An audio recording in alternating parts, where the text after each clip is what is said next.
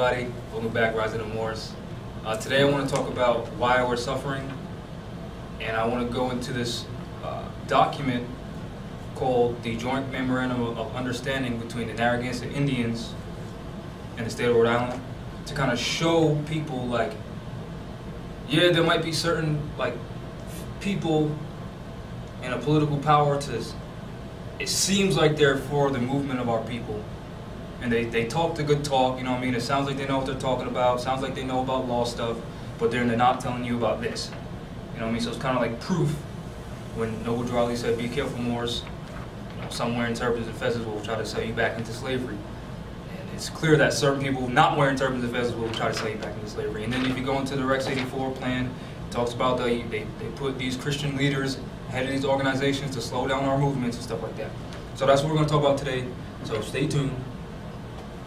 And I'm going to start off with the things that we read at every meeting.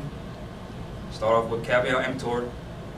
Moors are men, upright, independent, and fearless, who care for their loved ones and follow the Prophet to a destiny which is not uncertain nor unknown. They are fortified by the impregnable doctrine built upon love, truth, peace, freedom, and justice. It is therefore folly at its greatest heights for smelly culprits with their insidious plans to invade such realm. They try, but their own bad planning brings down wrath upon their heads like the sword old Democles had. Intrigue and scurrilous cunnings find a difficult path to travel within the ranks of the Moors. This is so because the Moorish movement has been well planned by the Prophet Noble Drew Ali, whose latent powers are abundant, unknown, and may be called into force as a mere matter of defense at any moment. Prophet Noble Drew Ali knows the people within his ranks who are interested. They are the vanguard of the movement as the Moorish hordes increase here in America. All the Moors are active, not passive. A member's interest can only be in one direction, and having traveled over the road years before, the Prophet knows where every member is along the road.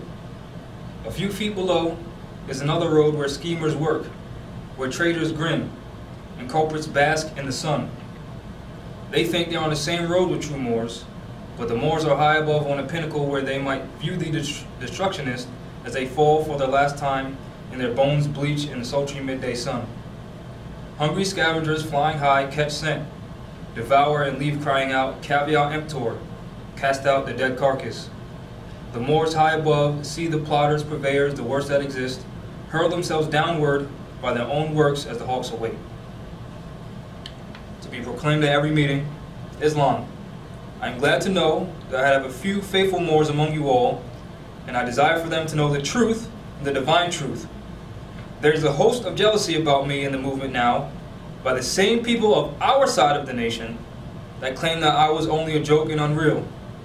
But now, since they have found out from the government officials and the nations of the earth that this is the only sole foundation that all Asiatics must depend upon for their earthly salvation as American citizens, they are working every scheme that they can to disqualify me so that they may take charge of the situation. I have notified all these things to you long ago in the past. It is through the faithful Moors that attribute to the movement and uplifting funds, the ones that paid their divine respect to me and the movement, will be remembered. This is why I'm calling upon all faithful Moors to increase their faithfulness to me, your Prophet, and your divine Moorish movement. I need finance, and I need it badly. Never before have I needed finance so badly as I do at present, so I can shove aside the discord that is facing the nation. It all comes through jealousy because of my fame and nobility. The nations of the world will not recognize the movement without I, the Prophet, being head. That has been proven by my works, which I have performed in the past few years. Prophet Noble Drew Ali.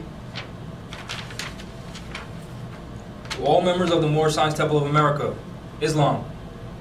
This is the instructions from your Prophet Noble Drew Ali. Be faithful unto your forefathers' divine and national creed, that you will be blessed for your good deeds that you sow in the flesh. Allah is the one that judges the world, and his judgment is on now, but the weak can comprehend it not.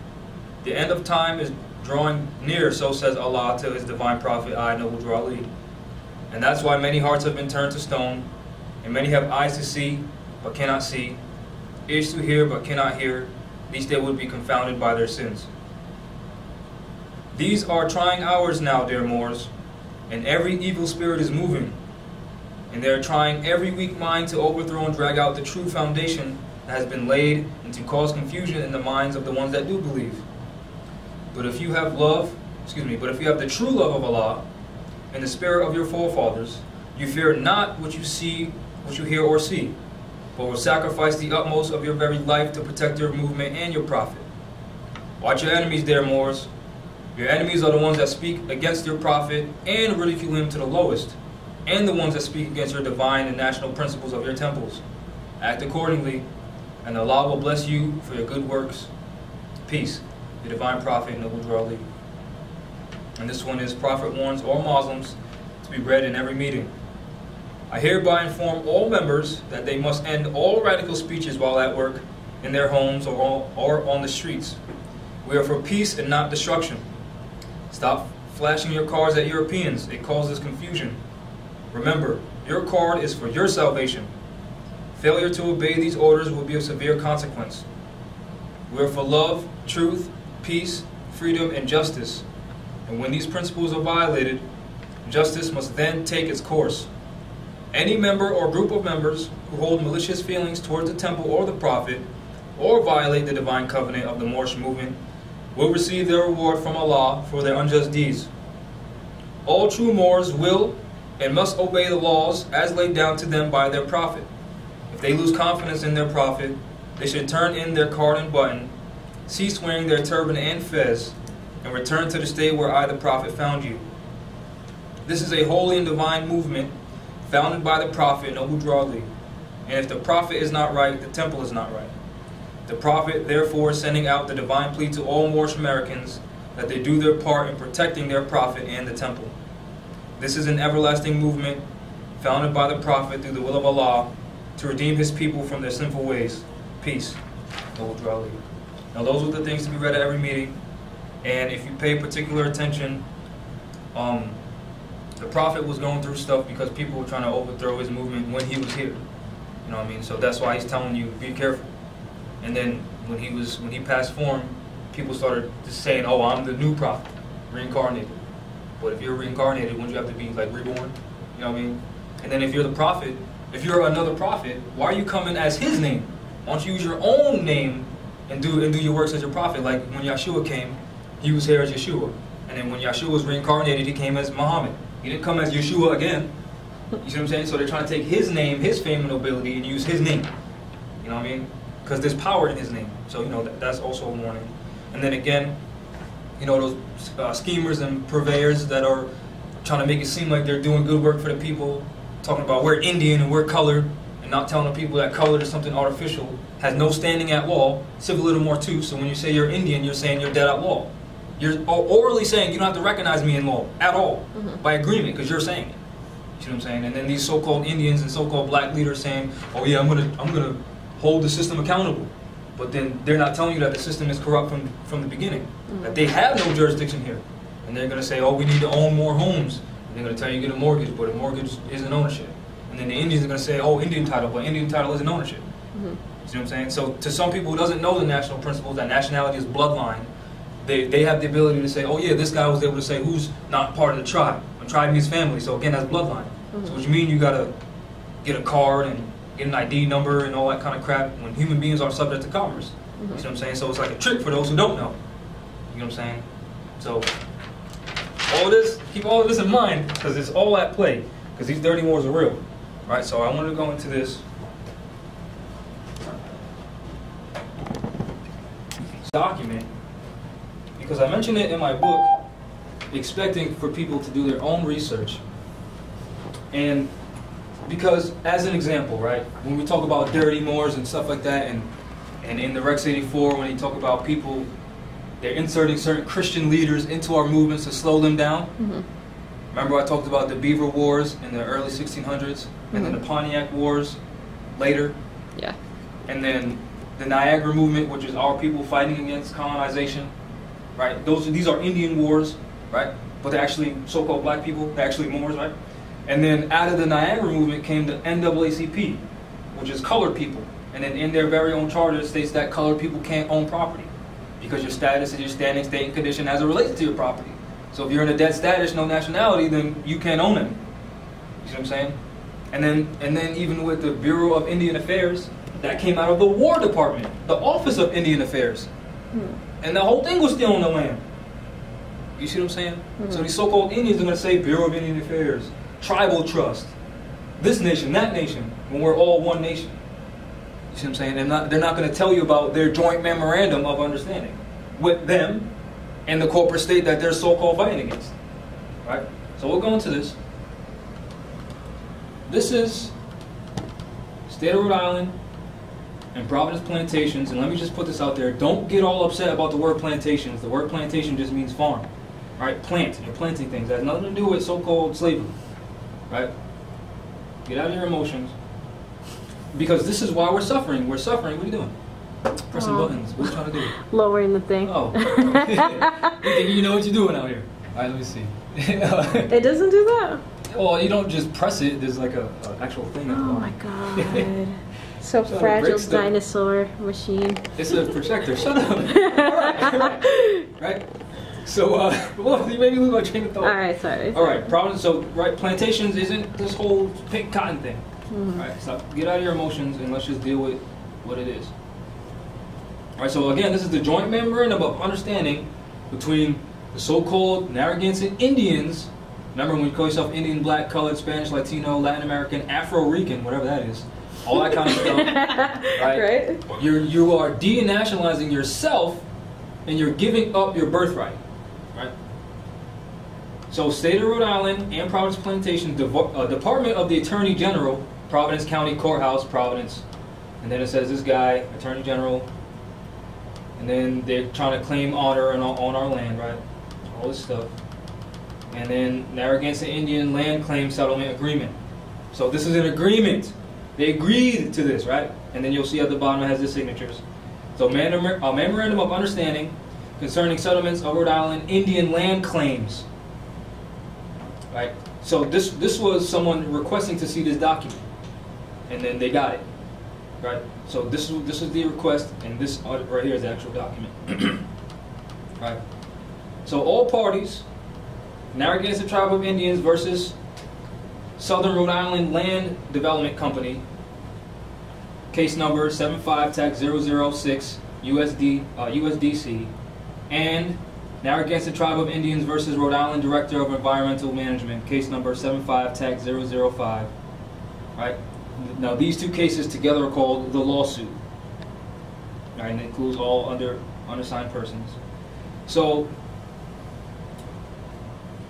persons interested in the settlement of Indian land claims within the state of Rhode Island hereby agree to the following principles and provisions of settlement, which are except for the provisions of section 18 below. Alright? So these people are agreeing that a state chartered corporation, the state corporation, will be created within an irrevocable charter. What does that mean? It can't be taken away, right? Irrevocable. For the purpose of acquiring, managing, and permanently holding the lands defined in Section 2 and Section 3. The state corporation will be controlled by a board of directors. So they're choosing who's going to be able to control this, right? Like me and you, as an example. We're the board of directors for Rise of the Moors Trust. See? Only we get to choose who gets to be who within this trust. Right? Chosen by a Rhode Island corporation known as the Narragansett Tribe of Indians. Now, what did that just say? That the Narragansett Tribe of Indians is a Rhode Island corporation. Now, do you see why in the Black's Law Dictionary 5th edition it says Indian title is not ownership of property? Because the state of Rhode Island is a corporation incorporated 1832, which means it's not the land, which means it has no jurisdiction over the land. So when you say you're a Narragansett Indian, what are you saying? You have no jurisdiction over the land. So how can you claim anything if you don't have jurisdiction over the land?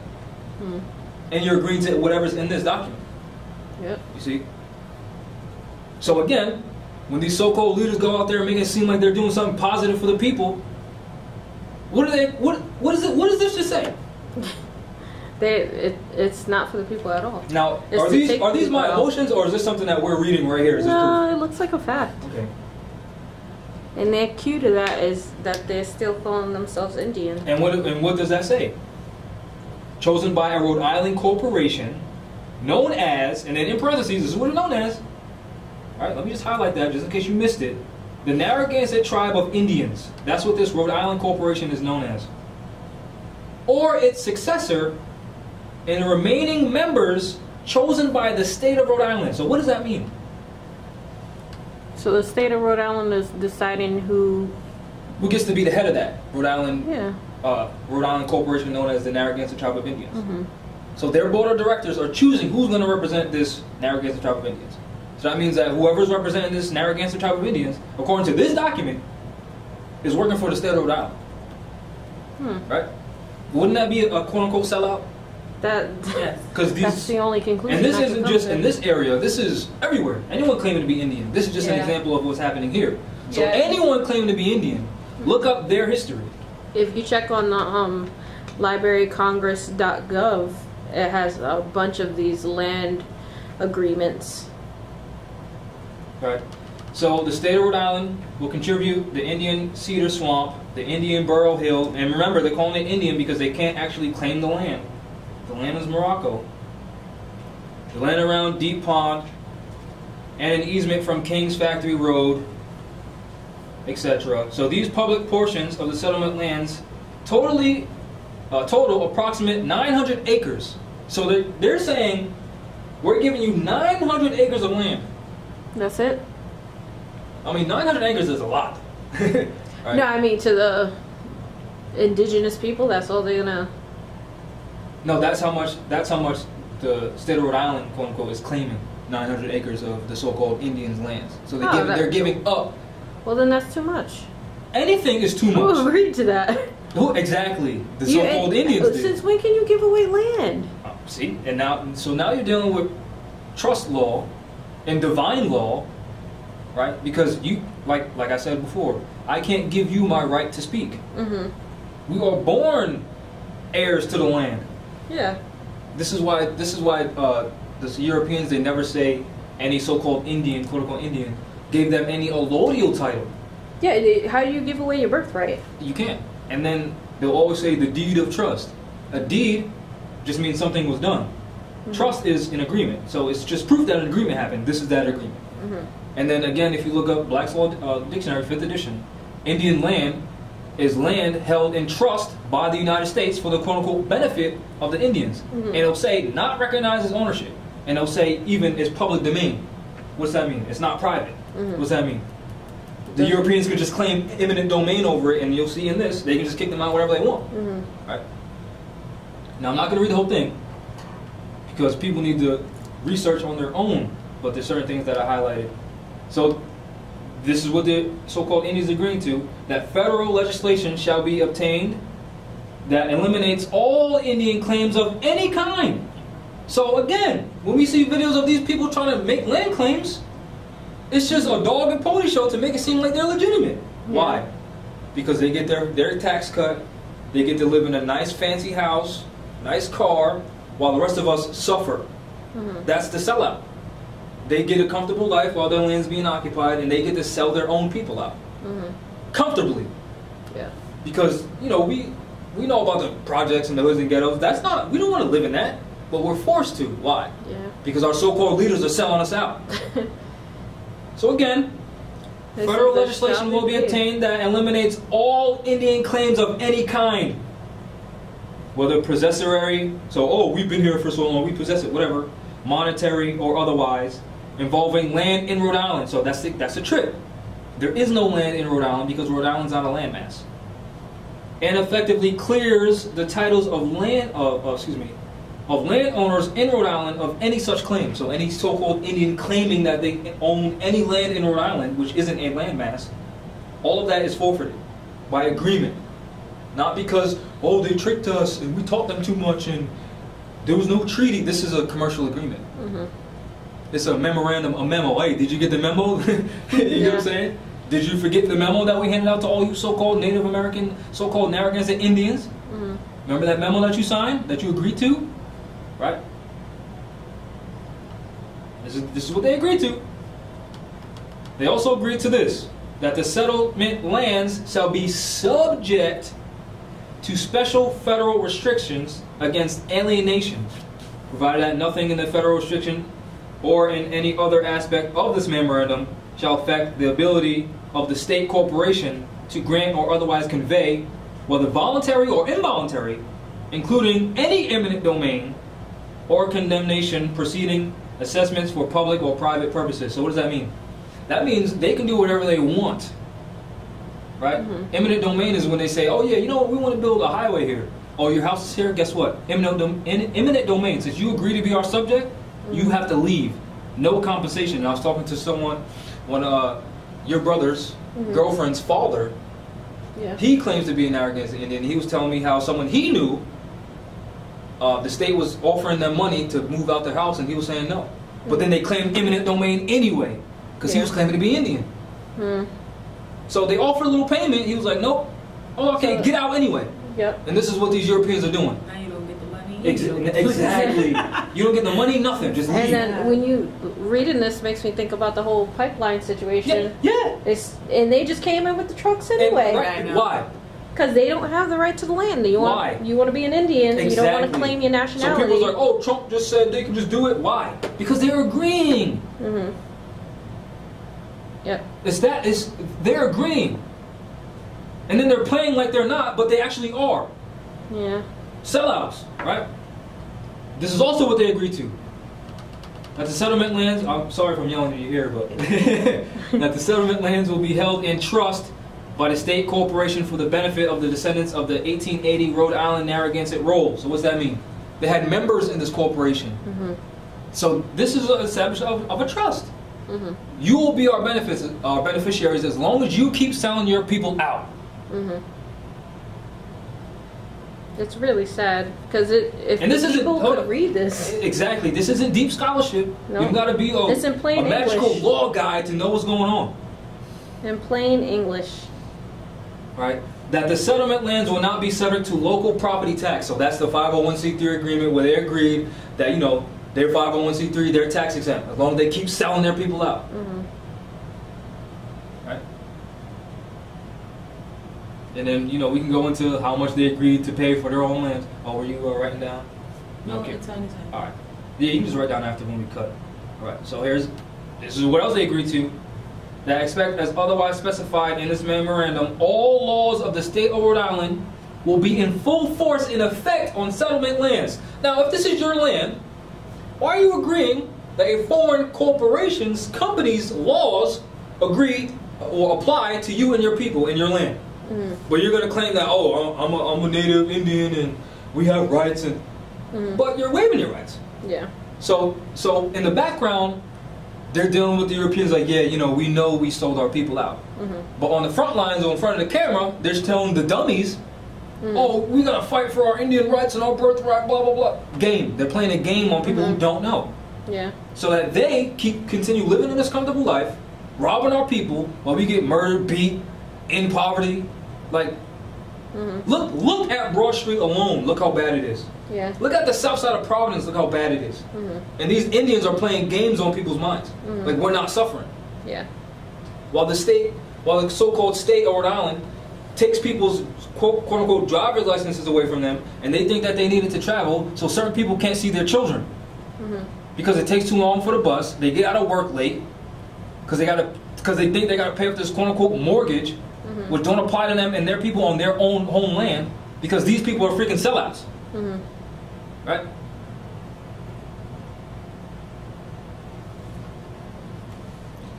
So what I don't get is Native Americans or whatever, like the Indians, why didn't they just do it right the first time? Then they could have all the freedom they want. Like, why would you agree to this? Exactly. Like, what's the point? And this is what the same thing with Drew Ali. He brought us all of this knowledge, right? Yeah, like, so why sell out? What are they benefiting? They're like not really benefiting. It's not like now look. You're dealing with morals right now, right? These people are in their lower self, right? We're suffering, right? Are we not? Yeah. Right? They don't want to suffer. They want it now. So who cares about all the rest of our family in the projects? But what are they really getting? Nothing. Okay. It's to stroke their ego. Remember the higher self and lower self? Yeah. Because in the end, it's like you can have a nice car, a nice house, live comfortably, and just end your struggle right now. But you're still subject.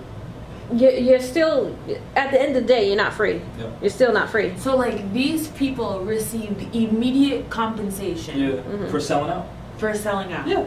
Yeah. And then their beneficiaries, those who continue to sell out, will maintain that. Well, I'm in this position, and I'm from a long line of whatever. You really think that like they're receiving enough like compensation to sell their people out? Yeah. Well, ask them. They're the sellouts. Like that's right. You see what I'm saying? I don't understand. Like you could be and in a lot better position. Yes, could you imagine being a sellout too? You gotta hide all the compensation you're getting. Yeah. So what kind of life is that anyway? But hold on. But some of these people don't even hide it. Some of these people got the flashy suits. They're going out drinking all the time. Like their life is great. Well, we got people, right? There's been situations where women had to call me, tell them that the so-called DCYF is coming looking for their children. So I got to figure out a way how to hide their children so they don't get stolen. While these people are living comfortable. Yeah. Like this isn't a game. Yeah. Yeah. But they get to live comfortably so they don't have to do what I did. You know what I mean? Yeah. Mm-hmm. That's their benefit too. They don't have to actually fight for the people. Mm-hmm. They just, it looks like they are. I guess. Yeah. You know what I mean? When there's DCY, there's Europeans coming to our people's house, kicking in their doors talking about, give me your child. Mm-hmm. Or you're going to jail. Yeah. And these people are just, okay, yeah, we're going to sell you out. Yeah. Not expose that none of these people belong on your land. Not even tell you that, oh, you know that you're Narragansett? Most of the people here never even left this area that we call Providence. They're Aboriginals. Yeah. But then they want to say Indian, not Moorish. Mm-hmm. So they're just canceling them out from their hereditaments, their birthrights. And the argument is still, why do you continue to call yourself Europeans came over here and called you? Because they don't want to fight. The same sellouts that were before, they're here right now. And the leaders just drill Indian into them. Tell your birthrights. And look at the thing. This is them agreeing. This is the Narragansett tribe of Indians by their attorney, and then he signed it. Thomas, whatever. Turin, which is again a European name. And then again, you got to look at the Dred Scott situation. Dred Scott trying to claim ownership when he belongs to the Scott family, which is European. Plaintiff in error. Property can't own property. Yeah. So again, these Indians aren't selling the birthright because it's not theirs. It's the Moorish birthright. You see what I'm saying? So when they talk about reparations in a nation, which nation needs to be repaired? So when you said Native American, Guatemalans are Native Americans. Mexicans are Native Americans. Chileans are Native Americans. So when you say Native American, you have to mention the bloodline. Because that bloodline is attached to a people, which is attached to a land. So when you say Native American, when you say Aboriginal, when you say Indigenous, those are just terms. State who the people are. Because if you say Indian, this is not India. Because I have to be general because people are watching too on camera. I know you may know certain things. You're here, you know what I mean? But for others too. So these people, they talk a good gab in that video I showed you before. They talk good, right? Talk all smooth, talk about they know law. So since you know law, you might want to open up a law book and tell your people that Indian title isn't ownership. Right? So we'll do this on camera again, just in case certain people suggest this to their quote-unquote Indian friends or claim some type of birthright on a land that's not theirs. You can't steal the Hindu birthright and then try to claim land here in Morocco. That doesn't even make sense, right? So we'll go to the law book. So if you watch certain leaders, right, they're talking about law and I'm bringing charges against this person. Well, they'll never name an individual. They name the corporate state, which isn't a human being. You can't sue Walmart for punching you because Walmart don't exist, right? So these people claim like they're for the people, right? They know law, right? Just watch any so-called Indian talk about fighting for so-called Indian rights. Any black person talk about colored rights and 14th Amendment and the U.S. and the courts and the Constitution, right? They know law, right? Okay. What does the law book say? Now, all these people go to any law library, go to 250 Benefit Street if you're in the so-called Providence area, downtown, Superior Court, 5th floor, right? Let's see what, and this book is in there. They don't have the 4th edition though. They got the 3rd. They got the 1st, 2nd, 3rd, don't have the 4th, and then they have everything else up to the 10th. That's funny. And that's the Index Librorum Prohibitorum. It's not funny, it's on Index purpose. Librorum Expurgatorius, where they're going to keep information hidden, and then certain information they're not going to talk about, right? And this is where they call it the Great Book Burnings.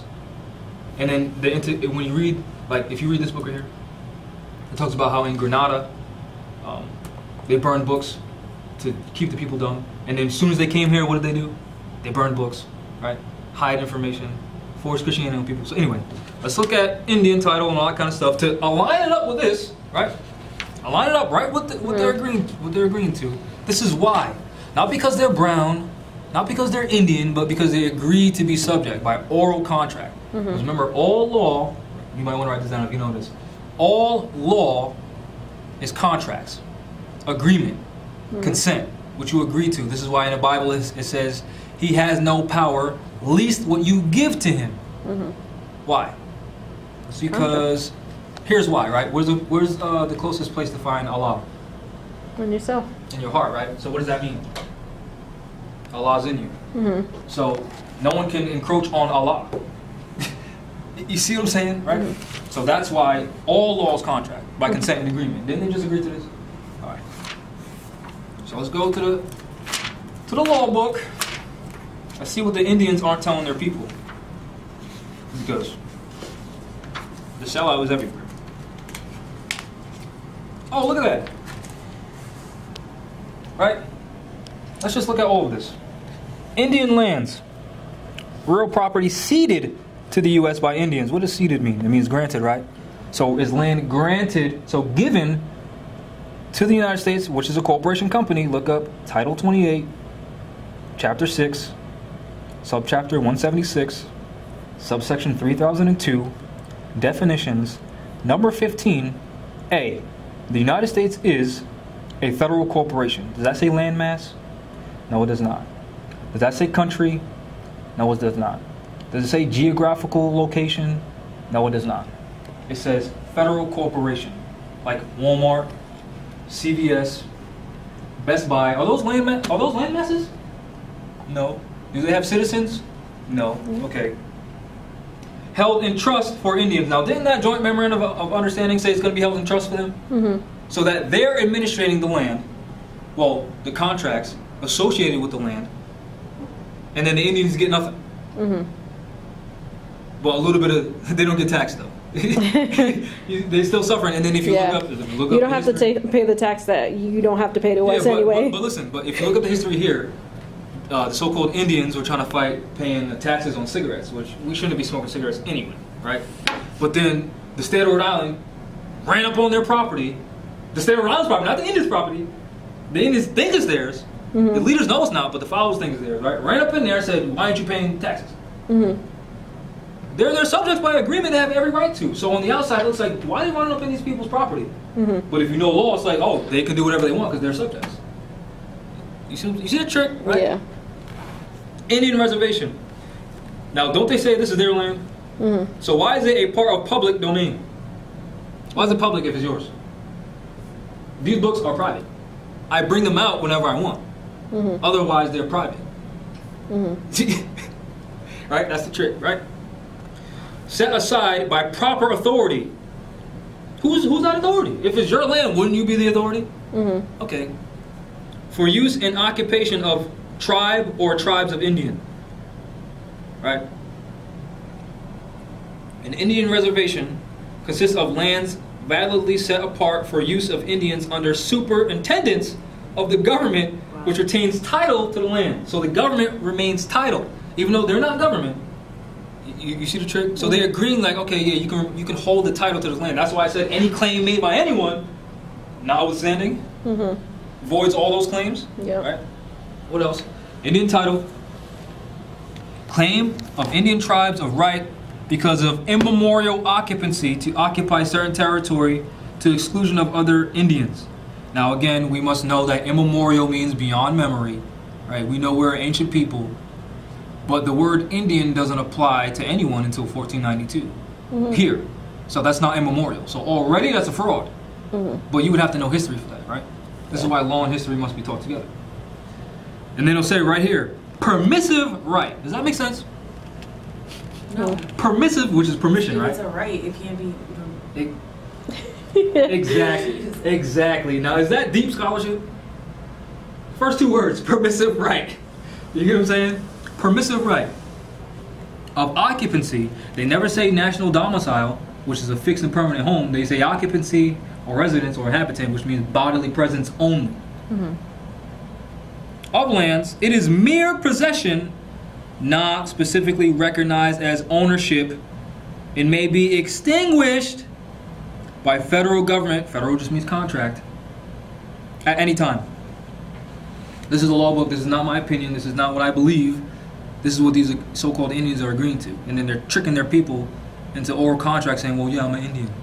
And then I was talking to some guy that my friend knows. He was talking about, oh, yeah, you know, the Indians are making claims and blah, blah, blah. So he's like a believer, you know what I mean? And I was like, damn, these people they're really trusting these so-called leaders who don't have any of their interests at heart at all. You know what I mean? But people believe this. But, you know, I can't really... He believes it. You know what I mean? I don't want to challenge his beliefs. That's on you. Every man, woman, and child must confess their own. You know what I mean? So if you choose to follow that guy, that's your choice. Well, here's the proof. I know, it just sucks, like, when you're, like, taught a certain... It just sucks to have to unlearn and, like, I mean, it's one thing to do your own research, but, like, to have somebody that, like, you don't know or, like, see or, like, put them up on, like, on a pedestal and, like, have them and just believe what they're saying. It's so hard to, like, get people to just open their eyes. It's difficult. Yeah, and then we always gotta go back to Noble Ali, right? He said they have eyes to see but cannot see, ears to hear but cannot hear, right? At least they be confounded by their own sins. Our people don't want to be hypocrites. They don't want to, like, I call myself black I'm 25. I call myself black for years. But then I figured out the truth. I was like, oh, I need to align myself up with the truth because the truth is all. The truth doesn't change, pay the price away. The truth is the only thing that exists. So why would I choose to be something else? And then, you know, our people are so arrogant. They think that they're right all the damn time when they're not. So it's kind of like, yeah, we have that moral thing where, you know, we feel bad for our people, but then it's like you're being arrogant and like if someone, right, let's say I'm wrong about this law book, right? And if someone proves to me that I'm wrong about this law book, I'm gonna go with the truth. Facts. And then what did Al-Hajj Malik El-Shabazz say, Malcolm X? When one of his last few speeches, he said he's always, well, I'm paraphrasing, he didn't say this word for word, but he said he's always going to align himself up with the truth. And then he even mentioned that he was wrong about certain things in the past. And then he started learning about nationality, and then he changed his name, well, corrected his name to Al-Hajj Malik El-Shabazz, which is a Moorish name, and he was going to bring the United States to the United Nations and sue them. Anyway, Indian tribal property. I'm just going to skip some. The title of which is vested in the United States, but held in trust for the Indian tribe. Public property of the United States. Right? What does that say? Public property of the United States, right? Now again, this is for the people who, you know, want to do more research and who just don't believe.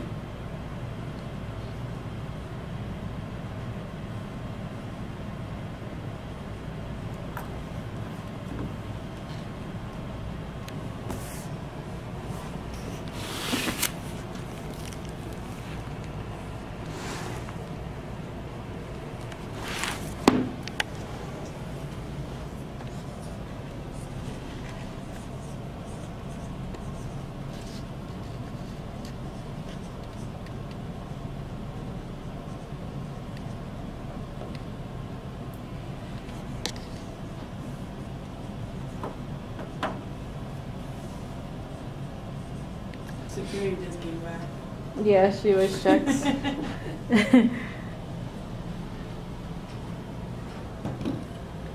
She always comes checks.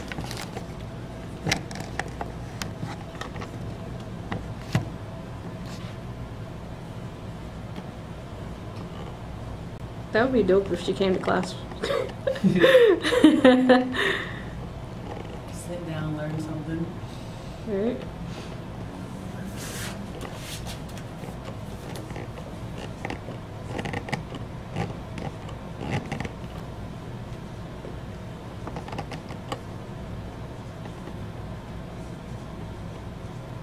So this is their codes, their law. And they admit that what? Now just Google USC, Title 28, just Google this, and it'll say this right here. The United States means a federal corporation. It doesn't say land mass, it does not say country, It does not say geographical location. What does that mean? It can only deal with commerce. Right? So, why are you doing commercial agreements with your quote-unquote land that you're claiming is yours, which it ain't yours, with a corporation? And then trying to act like you're fighting this when you agree. You know what I'm saying? And then this whole system is part of their Antiqua Terra Divina of 1493 and their acts of conversion, right? So conversion is, if you want to look up in the law books right there, conversion is an appearance or semblance that a transfer of ownership took place, but it absolutely did not, right? Conversion.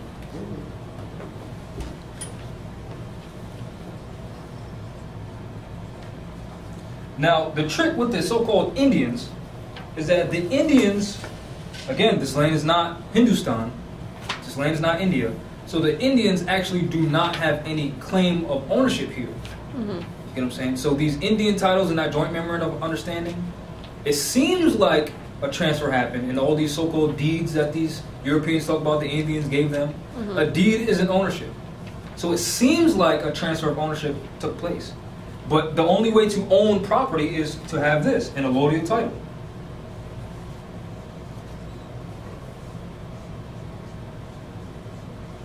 Right? So, you'll never find any Indians giving anyone an allodial title.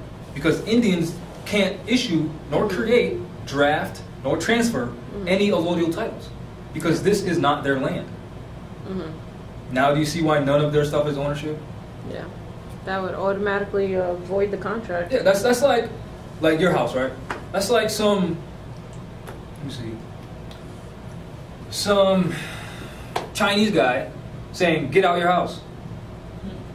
Or I'm going to transfer your house to someone else. Oh, you don't have ownership. Okay. So this is like, like when our people are facing like foreclosures and stuff like that, if anyone's claiming ownership of the property, ask them for this.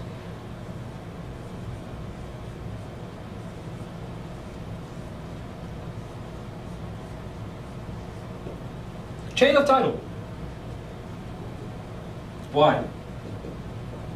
Because if you look up the definition of chain of title, it is, let's say this would be the allodial title of ownership, or let's say this would be the paper saying that I own this marker.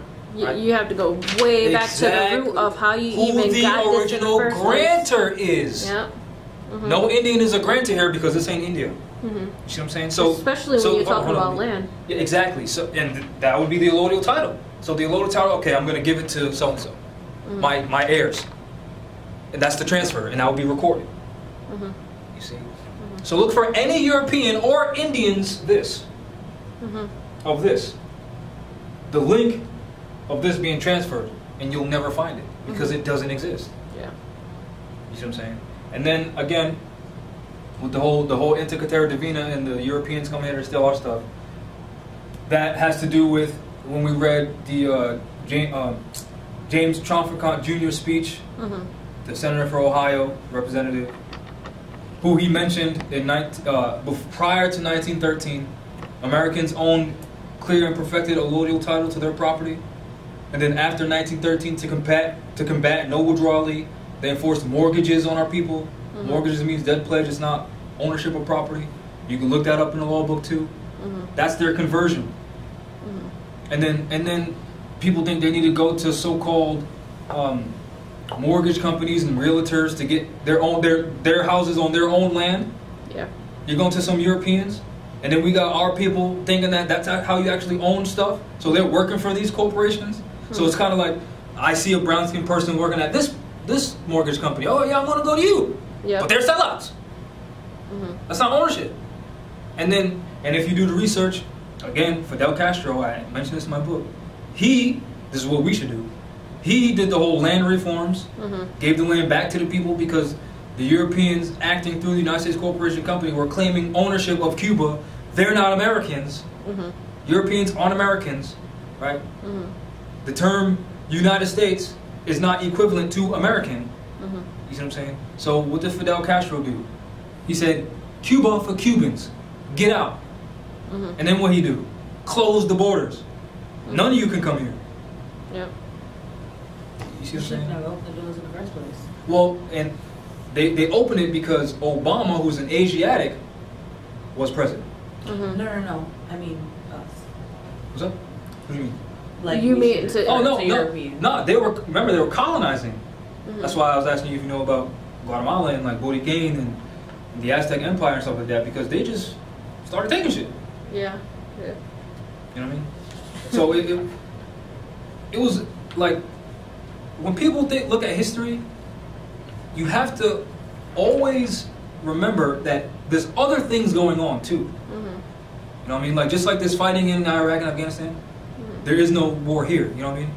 So if you're looking at that, if you're looking at just that area in history at that time period, like, damn, all of this is happening, but it wasn't happening everywhere else. You see what I'm saying? That's why I always say there were certain areas, because remember, the whole United States, the whole concept of it was to end the wars between the Moors and the Europeans, to adopt them into our form of government, for peace. Because we've been warring since, I'll just go to my book, we were warring since the Punic Wars, the Carthaginian Wars, the Greco-Persian Wars, all the Inquisitions, all the Crusades. These are wars between us. The War of Carthage, which is a city, which are Moors. You know what I mean? So I'll go into some wars. The Sicilian War, Greco-Persian, Punic Wars. So the Greco-Persian War was 499 BC. The First Sicilian War is 480 BC. We'll jump down. Punic War, 264 BC. The Methodic Wars, 75 BC.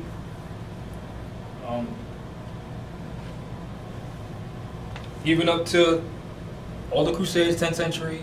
Us invading Al-Andalus, 711 AD. These are all wars between us and them. So to try to end that ancient hatred, we said, okay, y'all can do business here.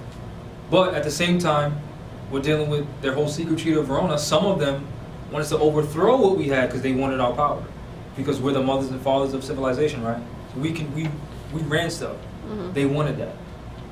So yeah, you know, some of them infiltrated, appeared to be friends, but were enemies. Some of them were actually friends. Some of the Moors, just like today, talking about, I'm fighting for the people, Salaams. You know what I mean? So all of this is happening now at once. So it's not like, when I say, you know, they were stealing shit, it wasn't like they had brute force, because they could never beat us. If you read history, they always had Moors, as an example here. Some of the Pequot Moors, who they call Indian, were fighting against the Narragansett Moors on the side of the Europeans. So they used Moors to fight Moors because they could never beat us physically. And again, look at what's happening now. We're better than them athletically. Stronger, faster. Exactly. Our problem is we keep dividing ourselves. Exactly. And then what we're talking about on the phone, we keep saying, this tribe has this area, but you're not going to claim the whole country? Yeah. And the Europeans win like that. The joint memorandum of understanding is key to that, how they win.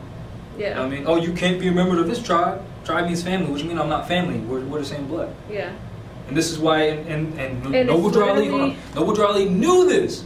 This is why he said in Act 6, with us, all members must proclaim their nationality. But with the so-called Indians and certain other groups, oh, you have to have this card and this number. What you mean I need a number? Yeah. I'm not a prisoner. Prisoners get numbers. None of that is necessary if we stand together as a nation. As bloodline, yes. And you're sitting here arguing brother and sister versus cousin. Yeah, the same bloodline. You're still in the same family. And that's like, this is why also Noble Drali put in the Circle 7 Quran, the dividing of the land between Ham and Cush. Father and son, we're the same people. And then, oh, it's on my phone, but if you just Google, so for the camera, Google Ghana Fez, and you'll see Ghanaians with the fez on. Google Obama speech in Ghana, and you'll see Obama speaking to the Ghanaians, and you'll see them, some of them, in the crowd with fezzes on their head. And then I was in a library the other day. Let me just turn the camera on. So keep, because this applies to this. Yeah. Right. So let me just erase this real quick. Because we are all one family bearing one free national name. Just like Noble Drew Ali said, right? Because I want to show you what I found in the library. Because I was reading some books on ancient America, and I came across the Incas and the Mayas, and these people have fezzes on. So let me just, can you turn that projector on, please? Because this is exactly related to what we're talking about, the sellouts, and conversion, and claiming ownership of the land, and allotting titles, right?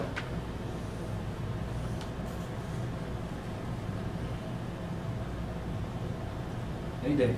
It's the Ghanaians with the fez on. Oh yeah. Oh, did I send that to you?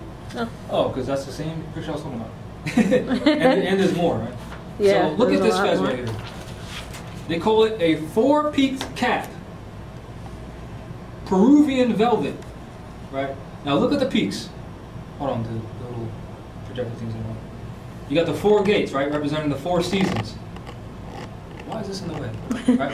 You see the peaks? Yeah. Representing the four seasons, and then on the front of the circle 7 Quran, you got the circle and the 7 with the four gates open, and then the so-called Indians, the 7 at a drum. Where at their powwows, there's 7 of them at one drum circle. There's 7 of them beating the drum together.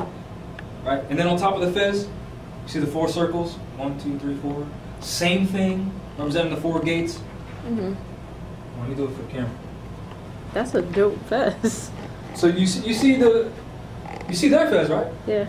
You see the 4 pillars representing the 4 seasons. And then you look at our fez. You see the 4 circles representing the 4 seasons. Oh wow! When you put it in the light, you can see. The light passes through them. Yeah. That's dope. Same culture, but then certain people will call the South Americans Indians or Latin Americans. They're Moors. It's kind of hard to curse because I get all passionate. Yeah, they're Moors. Because I know some people have children watching and stuff like that. And you know, Prophet told us not to curse anyway. But these sellouts get me angry when because our people are suffering and this information is free and available and you just want to be a sellout.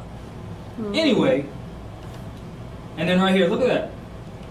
Let me just zoom in on this. So this is the Inca presented to Hakas, or sacred places, offerings, often burned, or fermented, etc., whatever. Incas, right? These are Incas. Look at that crescent right there. What does that represent? The moon. And look at her fez.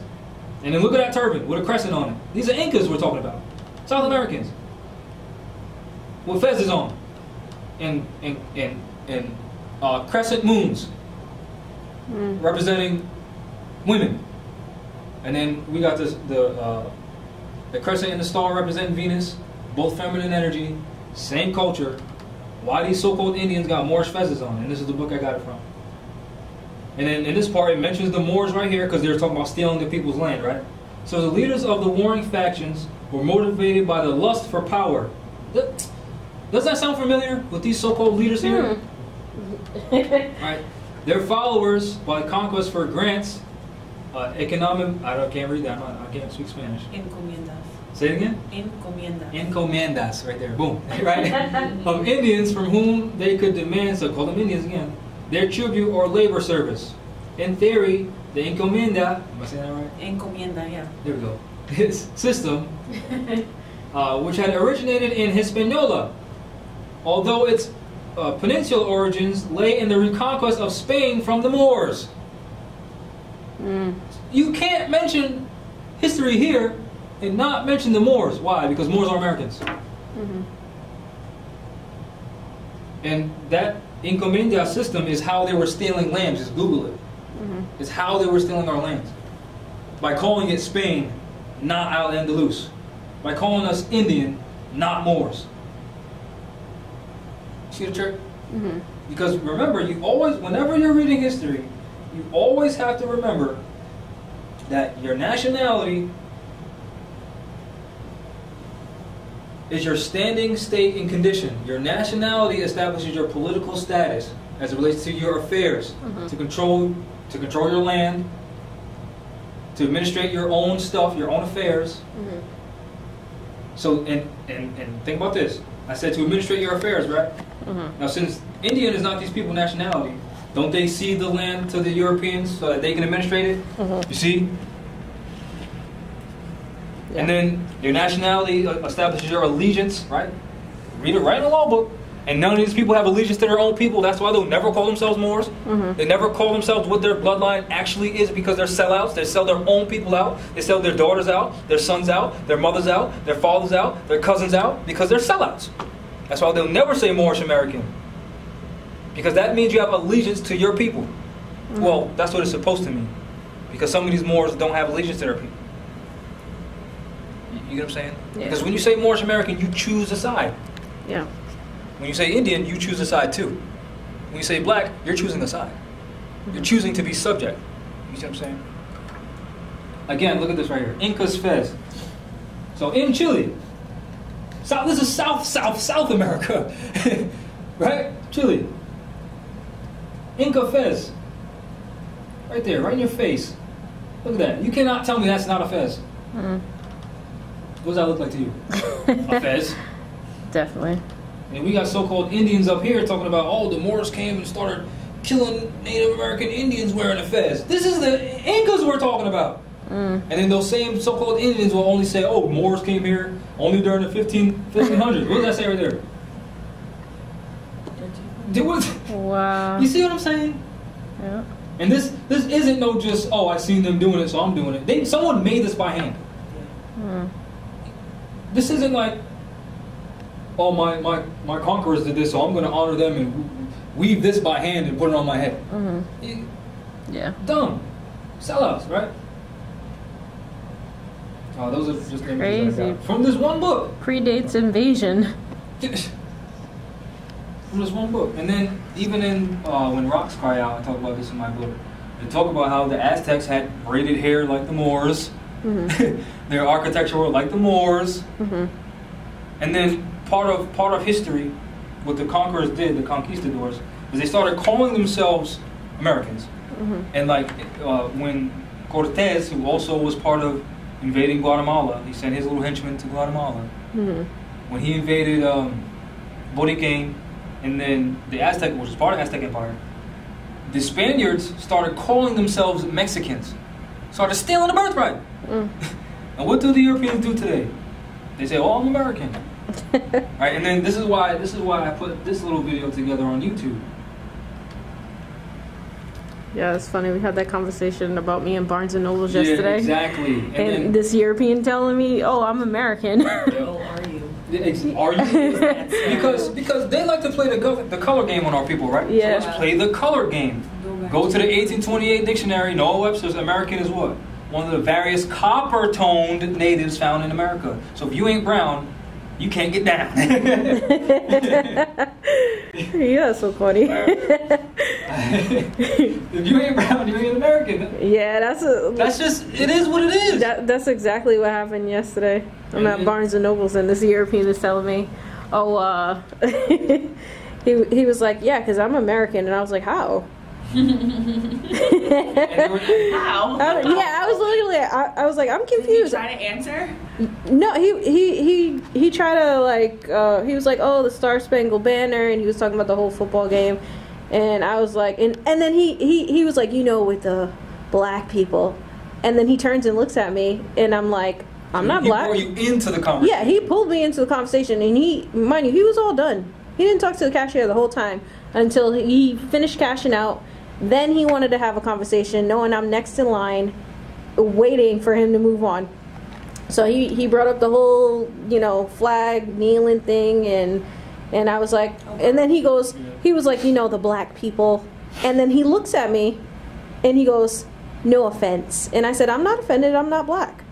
So it don't apply to you. Yeah, and he was like, just staring at me like, what the hell do you mean you're not black? And I was like, I'm American, I'm Moorish American, and he's like, I'm American, and I'm like, what do you? Not, I was like, Irish. Yeah, I was like, I thought you were European, and he's like, what? And I'm like, huh? I'm confused. I just told him, I was like, I'm confused. I thought you were European. I thought you came over here and, you know, colonized. And he was just like, but I'm American. And I was like, when? I don't know. Are you mixed? Like, I was being a jerk about it, but I was like, I don't know what else to tell you, bro. All right. And this is where this simple question can come in, right? And this is Morgan Freeman. I know it's kind of weird watching one of my YouTube videos as we're recording one of my YouTube videos. But Inception. This is part of why I did it, right? So, Moorish American, one of the various copper-toed natives found in America. None of these people are black. Super dark brown. Super dark brown. That's it. You know an American? Pale face? Pale face. Now, that simple thing. Yeah. Morgan Freeman said, you're an American. Pale face, right? So it's a question and a statement. Like, you're an American with a pale face, or you're an American pale face. Yep. Because that don't go together. Because before that clip, if anybody viewed that broadcast, the person that he was talking to, the guy he was talking to, he said, "Oh, we have an American here for you to speak to about the history on this." And when he introduced him to the guy, he was pale European. Yeah, he was saying. He was like the American scholar on Islam, because in that video, Morgan Freeman was talking about like Islam and stuff like that. And that guy claimed to be an American scholar. You're not American. Yep. American is Al-Moroccan, descendants of the Moors. You don't look like a descendant of the Moors. And then Moors are what? Any dark-skinned person. Yeah. And then Noble Drew Ali said what? The Americans, Brazilians, Chileans, Mexicans, Nicaraguans, Guatemalans, Peruvians, all of these are Muslims. Al-Moroccans, South Al-Moroccans, South Americans. Yeah. You're the brown people in the South. You see what I'm saying? You're the Moors of the South. And then that's why I showed that fez. Right? So, part of the problem isn't just the Europeans. It's these people who look just like you and me, talking about their Indians, talking about their black, talking about they're going to run for this position. I'm going to do this for colored people. I'm part of the Democratic Party. I'm part of the blah, blah, blah. There's even certain Indians who say, yes, the American Constitution is derived from the Iroquois Law of the Great Peace, which is true. But then they say, yeah, we helped them form the democracy, which is not true. You see what I'm saying? The Iroquois Law of the Great Peace, Islam, peace, is not a democracy. It's a republic. Yep. You see the trick? Yeah, what did Noble Drew Ali said, speaking on that? About which part? People that are choosing sides that you wasn't with me. Yes. Then you're not going to be with me now, and you're going to suffer those consequences. Exactly. If you were with me 2,000 years ago, this is what Prophet Yeshua said too. If you were with me 2,000 years ago, you're with me today. If you were against me 2,000 years ago, you're against me today. So the same ones who sold Noble Drew Ali out during the 1913s and all the way up to his passing 1928, same people are sellouts. Just like in the joint memorandum of understanding, they said we're going to elect these people. You're going to represent the Narragansett Tribe Indians and your successors. The same people who are representing these so-called Narragansett Tribe Indians are the same sellouts who agreed to it. And we were talking about this last night, that you don't die. Yeah. You're going to go on. So whatever ill will you're putting out there towards your own is going to come back to you. And this is why Drew Ali said you're going to be rewarded for the good works that you sow in the flesh. So that if you're talking about sowing in the flesh, you're talking about when we're not in this flesh state, so something else is going to happen. Right? So people need to understand, you're selling out right now. You might be comfortable right now, but later, you might want to think about that later. And then, what does it say after this? After you achieve everything there is in this form, in this body form, you're supposed to go to the soul form, and you're carrying those battles. Yeah, and this is where, like in ancient Egypt, they'll have like Anubis, like that alligator head guy, and you'll have your heart, and you're weighing it with the feather, and then if your heart weighs more than the feather, then you're going to the underworld, to hell, or whatever. That's what that represents. You're all the evil that you're doing in this form, and in this state and environment that we're in now, you're going to carry that to your next stage. So. And that's talked about right in the beginning of the Circle 7. All right, let's just read that.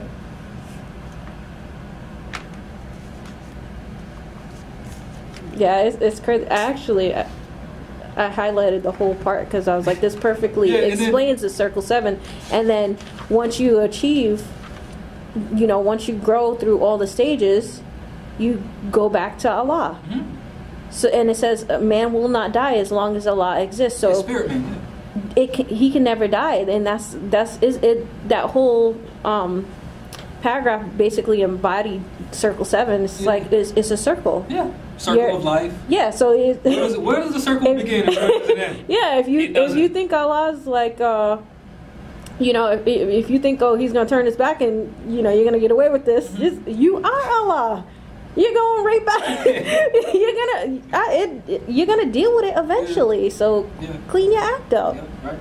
And chapter 1 of the circle 7, creation and fall of man. Time never was when man was not. Mm. Already you're talking about a circle. Mm-hmm. If life of man at any time began, a time would come when it would end.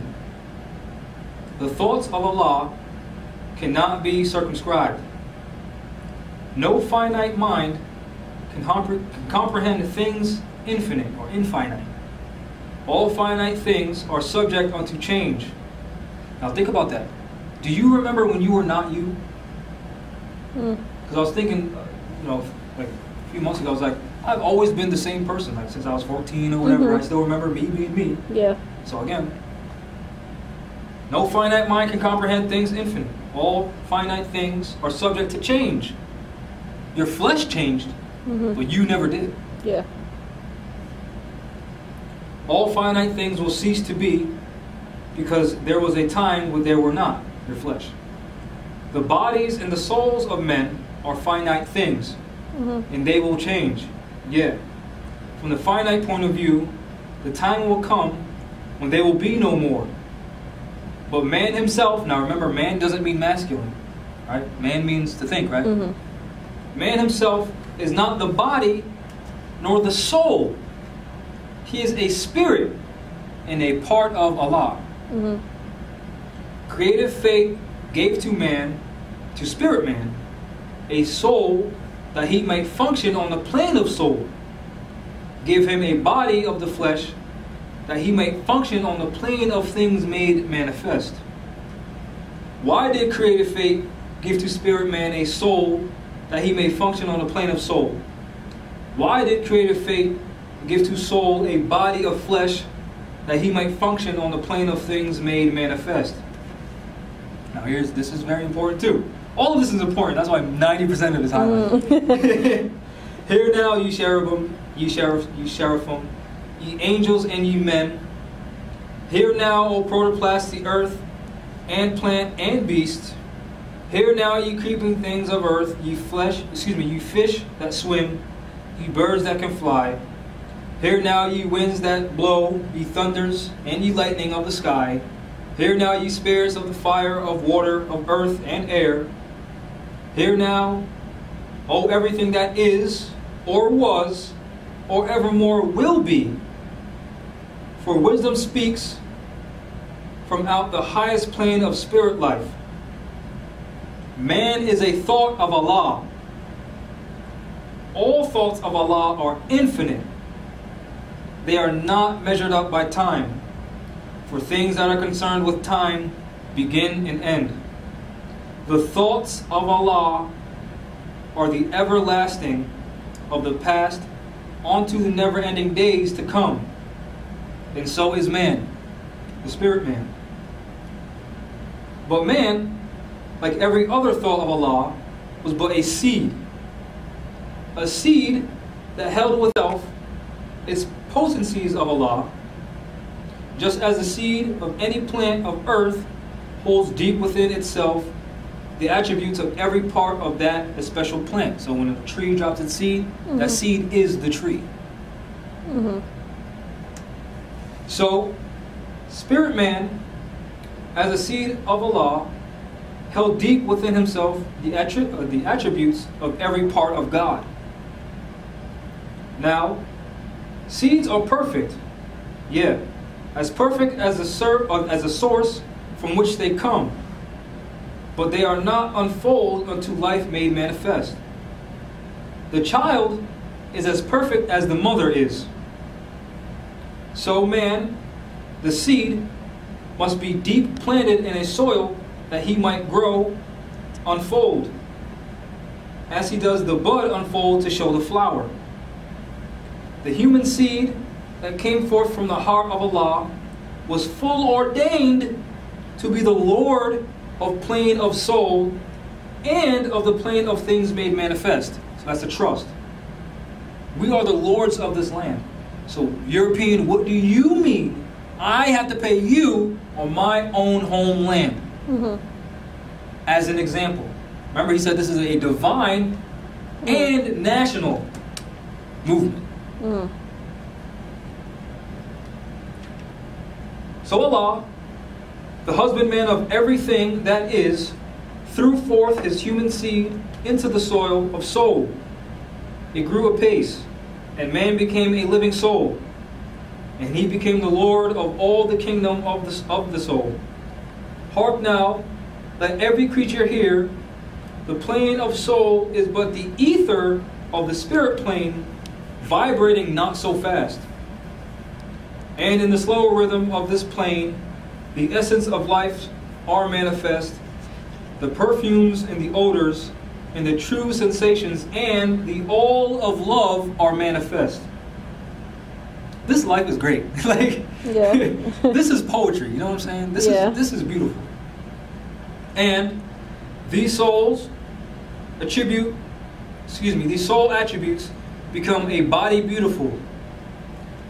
Listen, a multitude of lessons man must learn upon the plane of soul.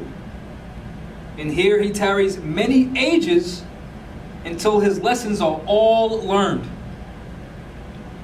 Upon the boundary of this plane of soul, the ether began to vibrate slower still. And then the essence took on a final garb.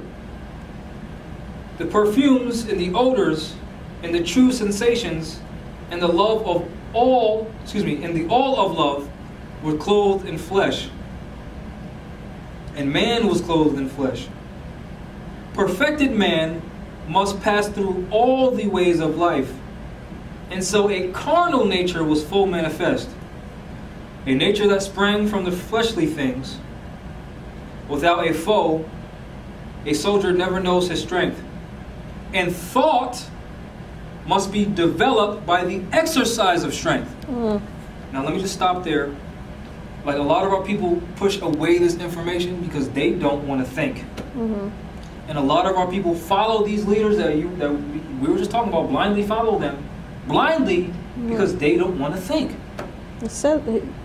Noble Drew said that. And then if you look at, the Rex 84, Executive Order 11490, they talk about the Europeans, talking about us, from an objective position where they put their emotions to the side. They say those who choose not to use their intellect are to be treated as beasts who don't have any intellect. Because since we are God made manifest, we have an intellect. So if you don't want to use that, that's by your choice. And then they say, paraphrasing, they're beasts of burden by choice. They're food by choice. It sucks because these are family members that we're talking about and stuff like that. And close friends and people that we love, but they're doing it by choice. And since you're God, you have every right to be a servant. The problem comes when we're not choosing to be servants and we still have colonial occupiers on our land, beating us up, touching us when we're in court, holding you hostage. And then these so-called, and then these sellouts just acting like this is a game, right? Again, okay, so back to this art.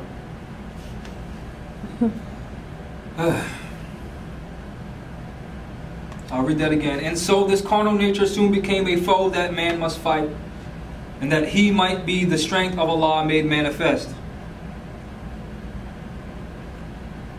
Let every living thing stand still and hear. Man is the Lord of all the plane of manifest, of protoplast, of mineral, of plant, of beast, But he gave up his birthright just to gratify his lower self. So again, you're asking why these sellouts are selling out for so-called taxes and stuff like that? That's their lower self. How you doing? Hi. This is also why we need our own building. Yeah. We have to leave, and we have so much more to talk about. So where was I? So he gave up his birthright to gratify his lower self. So our people in the projects and the ghettos suffering.